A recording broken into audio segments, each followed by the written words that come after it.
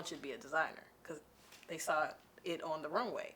And so that's kind of like I snowballed and tripped and fell into the designing for others and being a fashion designer. Like, oops, I'm a designer now. Pretty much is literally how, and it was like, all right, I'm gonna just throw some spaghetti at the wall and it's sticking. We go stick to it. That's pretty much what happened. I mean, how else are you supposed to know if your spaghetti is done? I don't know. I think they teach that in culinary school. I don't know. Live your life and complete your goals, though. Shine bright like the golden sun. Fight until your soul is one. This ain't for the lost, this for the chosen ones. May the ancestors heal you back up when life tear you down. It will build Today I would like to introduce you guys to a fashion stylist, designer, and entrepreneur born and raised right here in Chicago. We're going to meet with her today, and she's going to tell us about her unique journey as she navigates through the fashion industry in Chicago and all of her triumphs along the way.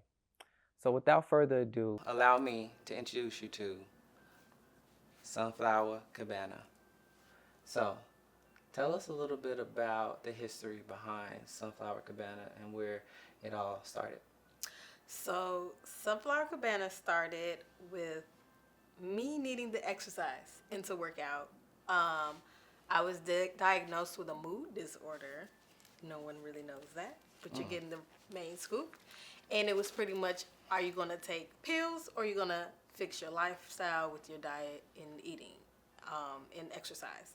And so I decided the latter, but I was going through seasonal depression at the time. And I needed motivation to go to the gym.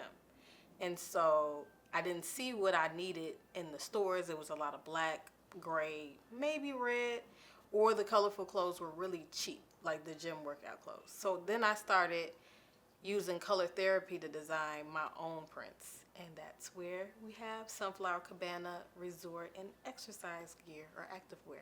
So, color therapy, how did you get introduced to the concept of that? Well, I love colors and I'm a very intentional person. So I always study the meanings of colors. I always use colors to like hijack my mood. Like this outfit right now, you can't be sad or mad or upset when you're like wearing neon yellow.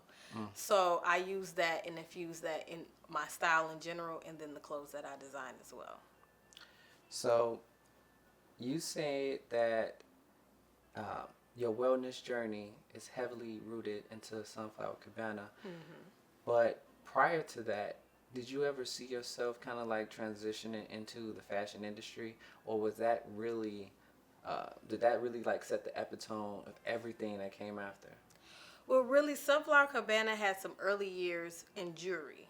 I always got complimented on my accessories, and I wanted other people to, explore bigger jewelry, different color things. But I realized that if they're already scared to wear them, they're not going to buy that.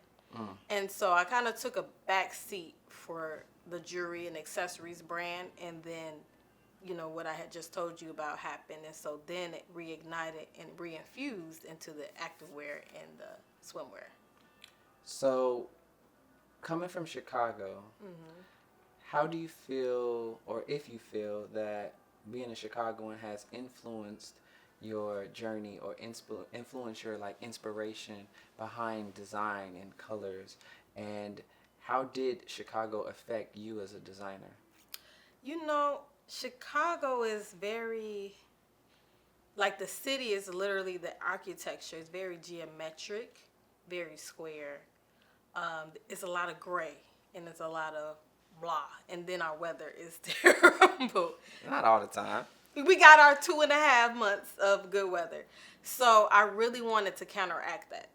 So it was like me hijacking my brain, being in the gray concrete of Chicago and just being that like flower that blooms from the concrete. Okay, Tupac. Flower that grew from concrete, yeah. That's definitely. So would you say that hitting that, you kind of like tapped on a gem with music. How has music affected the way you design things, or even the way you color the world? That is a good one. For me, I am an Afrobeats girl. So I always infuse like island. Everything that I do looks like it's from an island. Most people think that I'm not from here. Actually, they assume like Atlanta or Miami. I've gotten like Bahamas. I can see. I can see Bahamian. So everyone says, "Hey, you don't belong here anyway." So, like I said, concrete, flower in the concrete, rainbow in the winter sky, something to that effect. Okay. So, over the past few years that I've known you, I have seen you do a lot of competitive, um, collaborative, and a lot of events. So, can you tell us how you switched over from potentially kind of like designing yourself? Because I feel like we are all our first client, we are all our first critic. And before you had the gall, the audacity, you know, the tenacity to design other people and say, hey, I'm a designer, this is what I do. How did you first get your first early starts, right? Okay. I want to get to that. And then we could talk about how that transitioned over to events. You asked me a lot of questions. Hold on. Break it down to one question. Okay. Tell us about your early starts from personal branding, personal design, to just tell us about that first. Okay, so it started really, shout out to Anama from Black Gallery. She had a fashion show and she was looking for designers. And so the Black Gallery was like, for Black Friday, right, you know, after Thanksgiving, we patronized Black. And so it was a showcase of Black art, Black vendors, Black models, Black designers. And so I was in the show just as a regular model, and she needed designers for that show. And I was like, hey, I got like 5-6 samples that I have for me. I'm like, I could put it in the show. And everyone received it very well. And so then it was like, you got to make this a brand. We love what you do. It's so different. And so then it was like, the next event I was asked to be a part of, it was like, hey, we want you to be a designer, because they saw it on the runway. And so that's kind of like I snowballed and tripped and fell into the designing for others and being a fashion designer. You're like, oops, I'm a designer now. Pretty much is literally how, and it was like, all right, I'm going to just throw some spaghetti at the wall and it's sticking. We gonna stick to it. That's pretty much what happened. I mean, how else are you supposed to know if your spaghetti is done? I don't know. I think they teach that in culinary school. I don't know.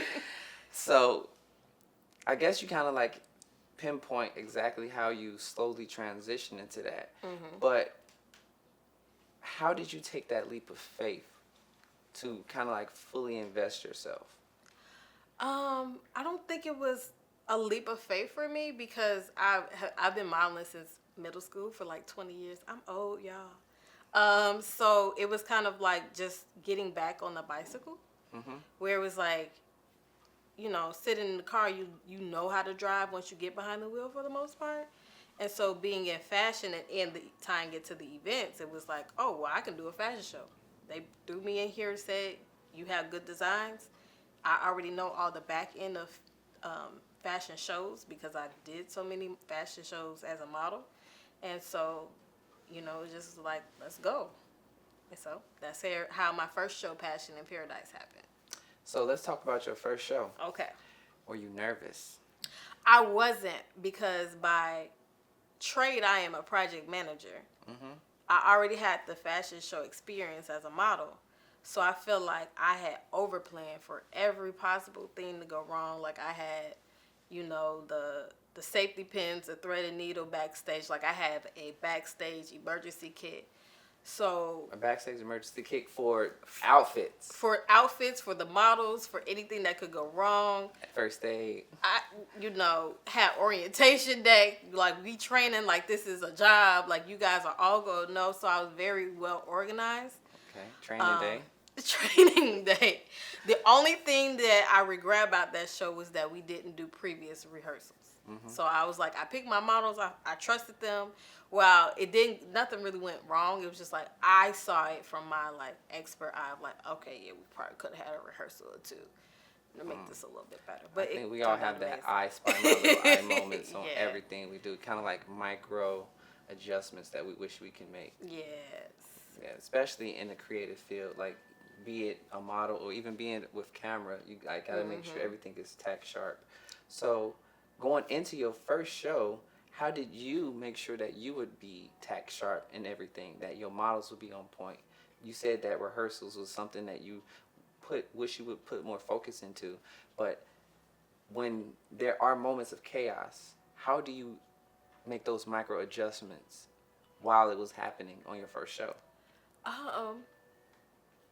I wouldn't say I really had that many moments of chaos. I think to a certain extent, when you've dealt with those events so much, you know there's just going to be things that don't gel, like that's going to happen that you can't control. And so it's just like, all right, we either, toss it to the side or we just speed through it. And so, when you let go of that micromanage in the moment, like you can micromanage before, but in the moment, just understanding, oh, I can't control it. Just how do we adjust it? How would we work around it? That's how you really like just get through it. And it's the stress I feel like I strive and survive in being a project manager in general. So how do you work with people of different temperaments? Let's say before the show starts, they're this Sunflower Cabana. But after the show starts, they're I don't know my flower references, but they're like the mother spider, the mother flower, the one that like eats heads and stuff like that.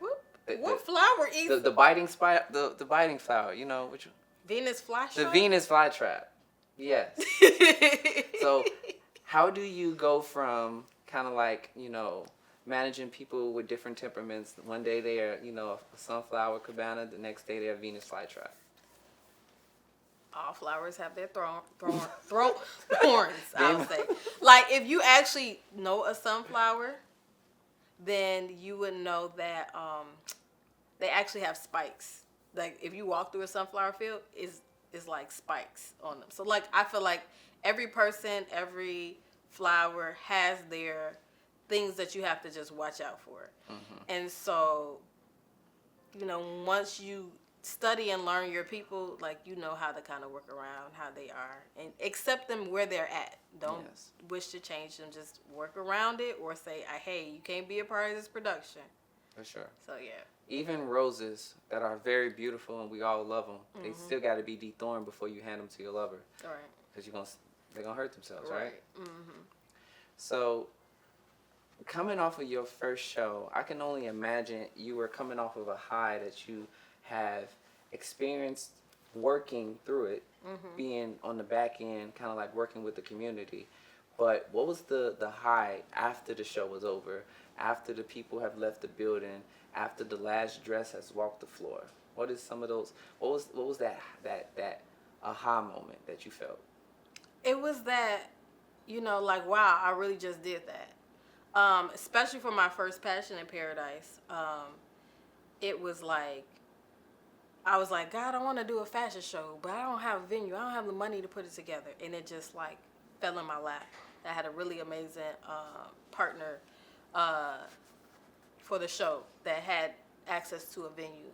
And it was just like, okay, well, God, if you're going to do that, I'm going to just take the ball and I'm going to keep running. And it was like the resources kept coming. And so it really showed me like to walk by faith. Like even when you don't know what to do, you kind of still know what to do if you walk by faith. So, I'm no stranger to your shows. I came to your show at the bar, kind of northwest side. You know what I'm saying? So, at that point, how deep into fashion shows were you? Was that kind of like your third show, your fifth show?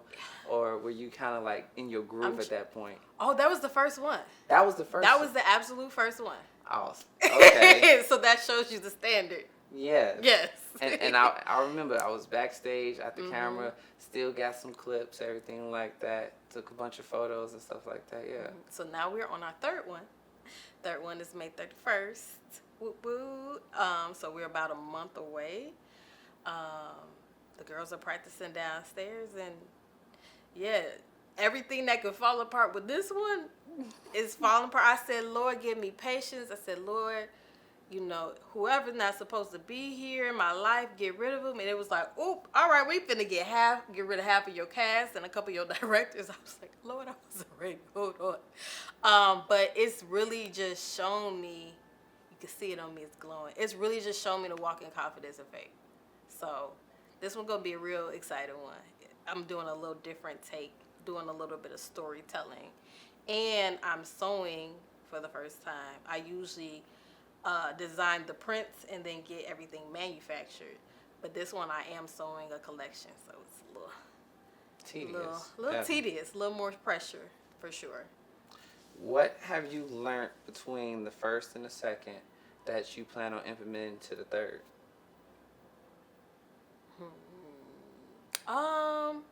Marketing. Marketing and advertisement. You can have the greatest show on earth, but it doesn't matter if no one knows about it. And being comfortable, like as an entrepreneur, with repeating, right? Repeating yourself, pushing yourself.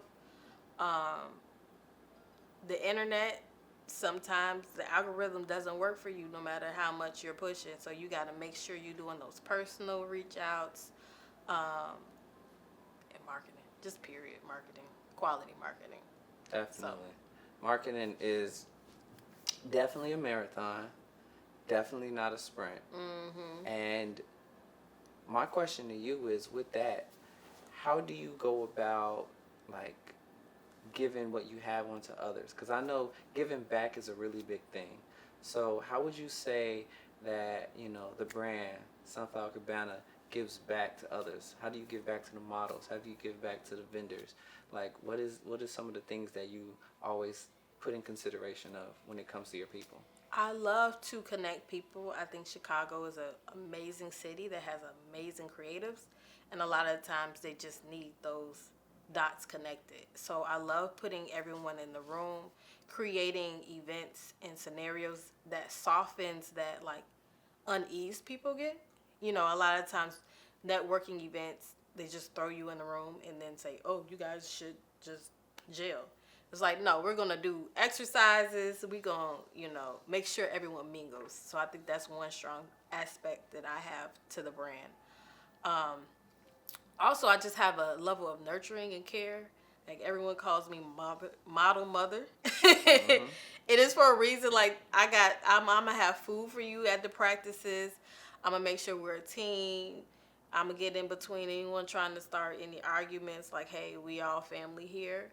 But I always say I want to have everyone leave better than what they came. Like, if you did a production with me, you're going to have a different insight, a level of understanding about modeling, or just like something introspective. I always try to pour into everyone that I get in contact with. Okay. If not, then you just get some of this sunshine energy. For sure. So somebody who's coming from the education side, mm-hmm. subbing and everything like that, how does, like, creating, programs and creating assignments and things of that nature, how did that come over to Sunflower Cabana, and how does nurturing young students, how did some of those skills transferring over? So what are some of those things that you kind of like drew from, teaching? Yeah, so I definitely feel like I have a little more grace than most people in the Chicago industry, as far as for models. I always say I'd rather be the one to tell you than somebody in a bigger position. I'm not small by any means, but I'm not, New York Fashion Week. So I'm like, hey, we got to get these certain habits and these certain standards and how you show up and how you perform before you get to those bigger stages. So mm-hmm. if I'm your practice room for that, that's fine. But yeah, it's definitely a lot of grace there. And when you have grace towards others, they start to have that towards others, and it spreads. So I really am big on that. Being understanding, a lot of times we just... Paying it forward, too? Yeah, paying it forward.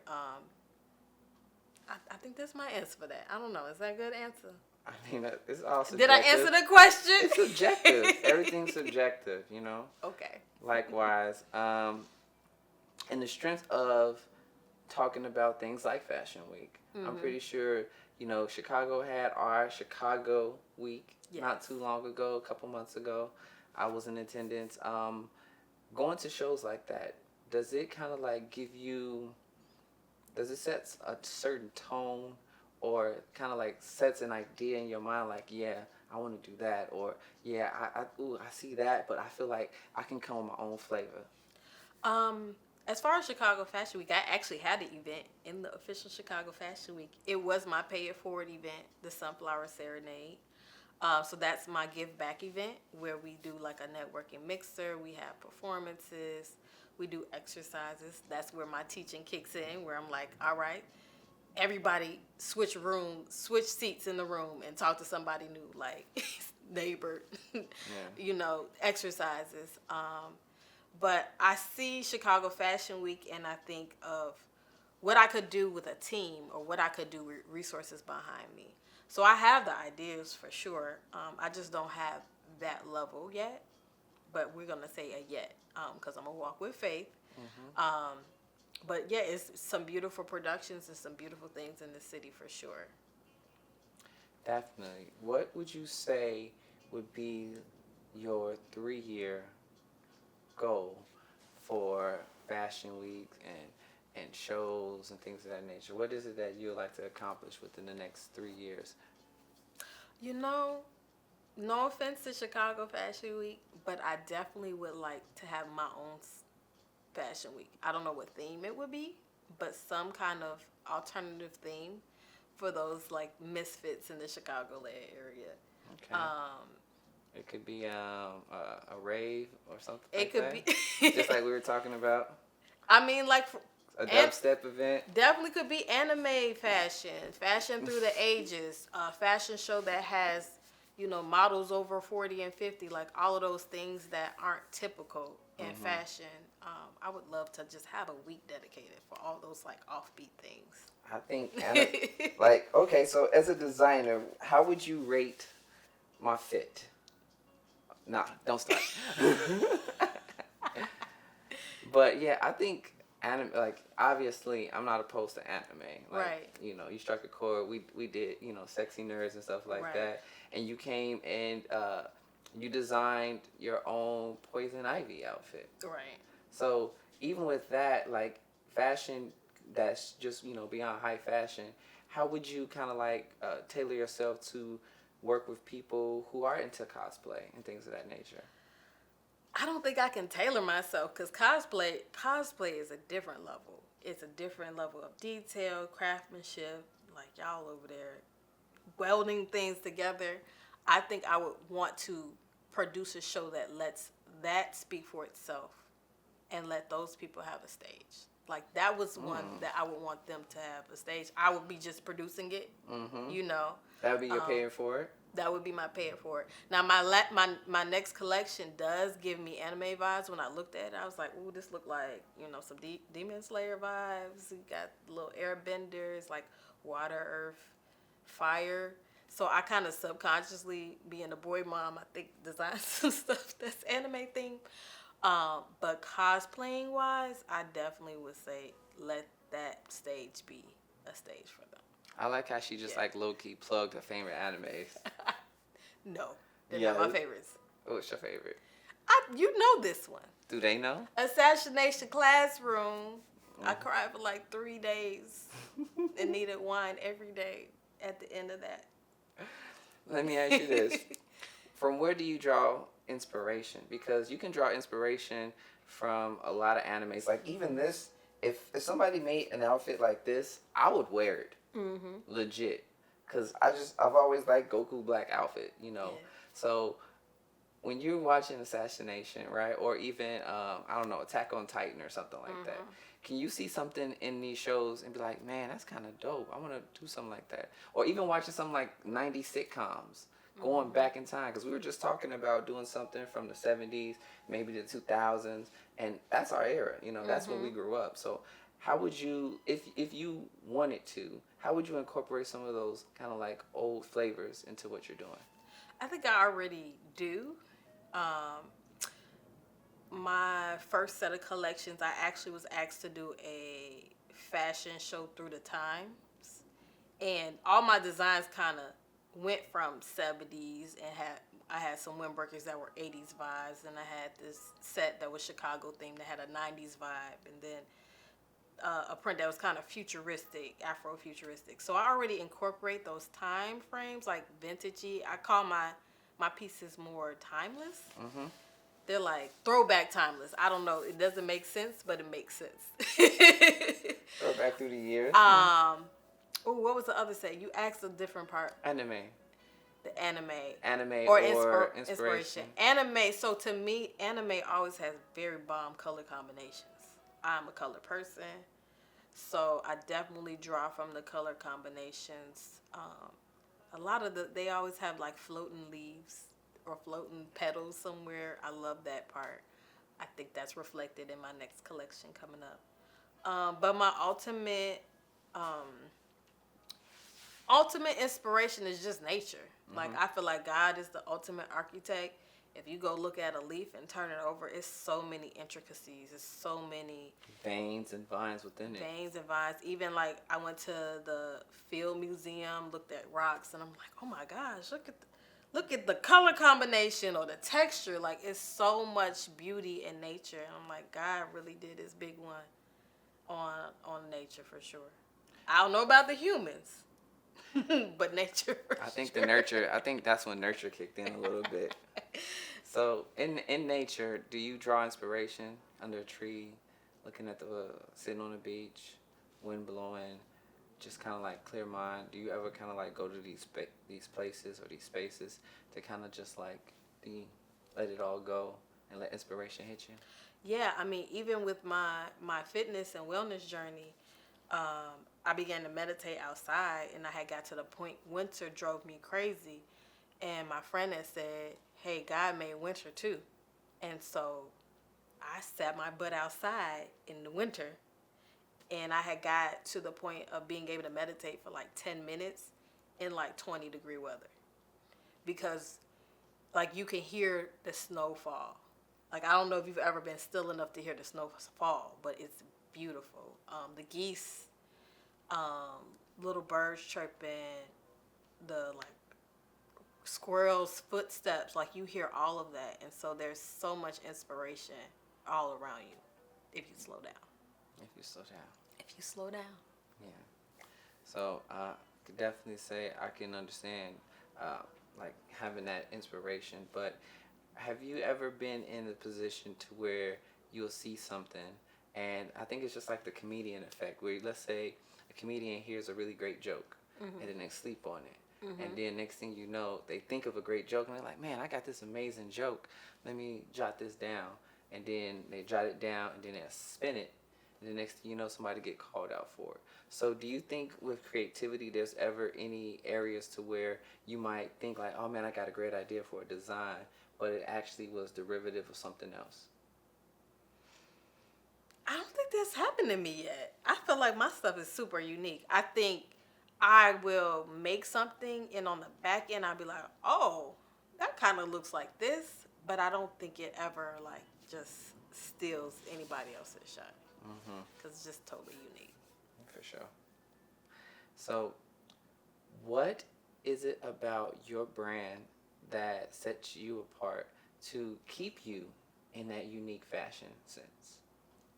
I really would say the use of color. Usually, I don't know, everything in the stores look the same.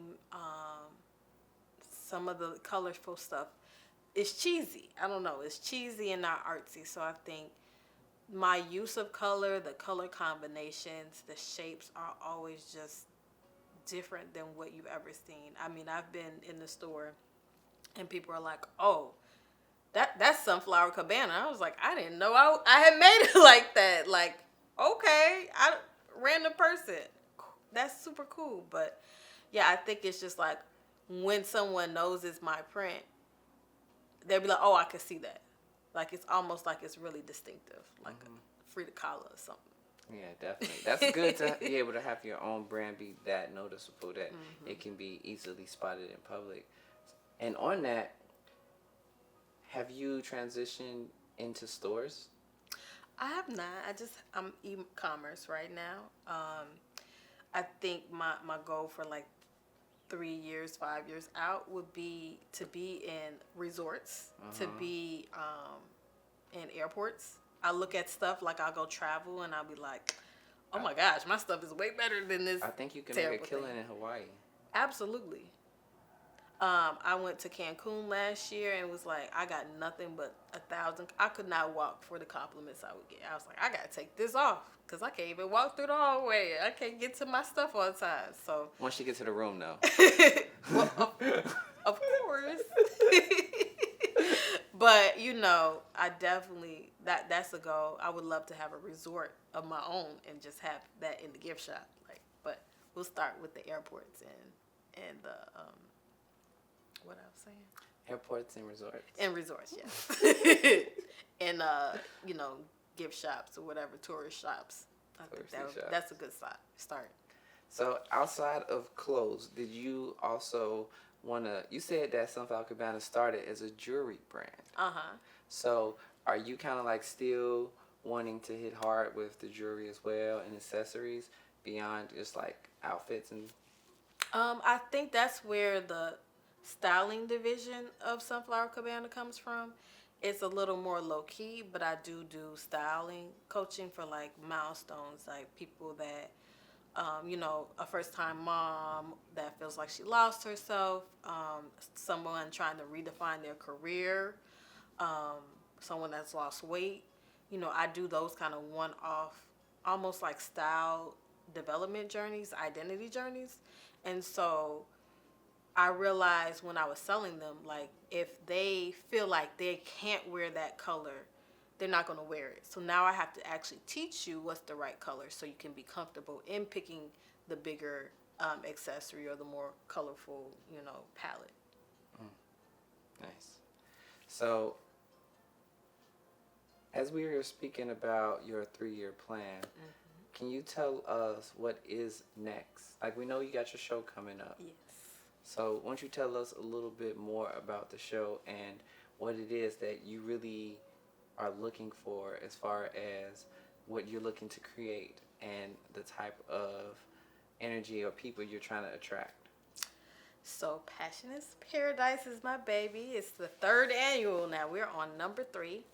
3's a charm. And I just want to bring a unique vibe. I feel like a lot of the shows I see are pretty much the same. They're either basically fashion or, fashion and music performances, but they're not really telling a story or telling anything cohesive. And so for this Passion in Paradise, I'm taking you through my mind mentally of like a transition of 3 collections. So it starts with a collection after Japanese pottery called Kanutsuki.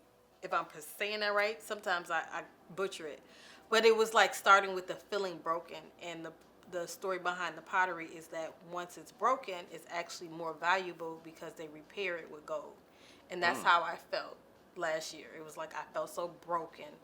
And then I was like, let me put myself together. And so that's the opening scene. We got an opera singer to start it off. And then there's a violinist playing. And so the mood shifts from that into like upcycling. And it's like taking what you have and making something beautiful out of it. And then we transition from there to my, regular activewear and swimwear. But, using that storytelling method and bringing something new and fresh to Chicago's fashion is what I'm trying to do for this one. So are you also on your filmmaking journey? I wouldn't say it's a filmmaking journey, maybe a visuals. I definitely want to have visual concepts with this if I could chase down my videographer for that. But who's that?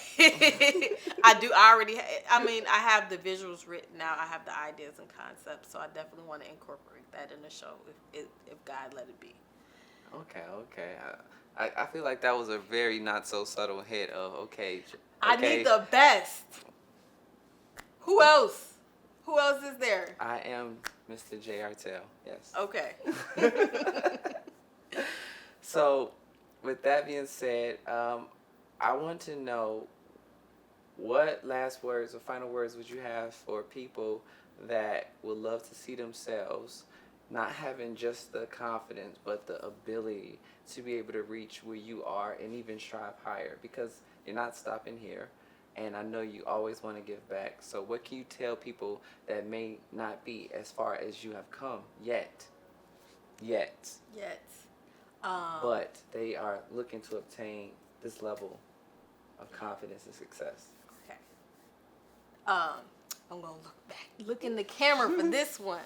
So I would say cultivate excellence in all that you do, because you'll never. That becomes your baseline. So if you're consistent, that's the main thing. You're always growing, you always learning, and you're always failing. So be comfortable with the failure and just take it in stride and learn from it, and then get back on your rocker. So that's my main tip. Consistency, effort. You're cultivating. Cultivate. I think a lot of people don't know that word. That's one of my favorite words. But it means to consistently tend to and grow. And so understanding that you're going to consistently be tending to your goals, they're going to be growing, and they're going to go through cycles because plants die and come back. So knowing that you're going through a cycle. So for right now, I feel like I'm towards the end of a cycle and it's getting respun. I can't tell you where it's going yet, but it's definitely going to come back better. For sure. Thank you for those inspirational words. Thank you. And if young you could see you now, what conversation would she have sitting across from you? I think young me would just be looking. Honestly, I don't know if it would even be a conversation. It would just probably be a look of bewilderment. Like, this is you? I was always the girl that was head in the book, Beauty and the Beast, where she's just reading. Now that she said that with this dress on, I can't unsee it. So, yeah, I think it would just be a big old smile on my face. It wouldn't even be a conversation. Just be like, this is me. Oh, that's cool. We'll figure out how to get there. Yeah. Now, last but not least, and of course, can you tell us how we can help you, how we can give to you, how we can find you, where we can find your work, where we can find your outfits? How can we reach out? Okay, so I gotta look directly in the camera for this one. Support is free, right? You can always share a post. You can recommend me. You can find me at sunflowercabana.com. If you didn't know how to spell cabana, it's Cabana. So sunflower the flower, cabana.com. You can also find me on Instagram at sunflowercabana.com or Sunflower Cabana. And you can support by coming out to the fashion show. Passion in Paradise is May 31st from 4 to 8 p.m. at Yacht 57/So Exclusive 57. I also have plenty of events going on. I have a event series called Petals in Progress. It's a quarterly accountability group and networking group. So we don't just get together and be cute for brunch, but we actually do the work. Like, you literally leave here with a packet. We do the work and set goals and really hold each other accountable and make a safe space for that. And then we also have just a lot of networking events, festival events coming up that we're doing. So just follow me at SC Event Hub on Instagram. That's where you'll catch all my events. But yeah, buy some gear, buy a ticket. That's how you can support me, and share a post. And on that note, I would like to thank all of you guys for staying tuned and having another sit-down session with me. And again, of course, my guest, Jessa of Sunflower Cabana. I am your host, Mr. J. Artel. I am J. Artel. Thank you for tuning in. This is The Chosen Ones. Thank you. Thank you. Appreciate you.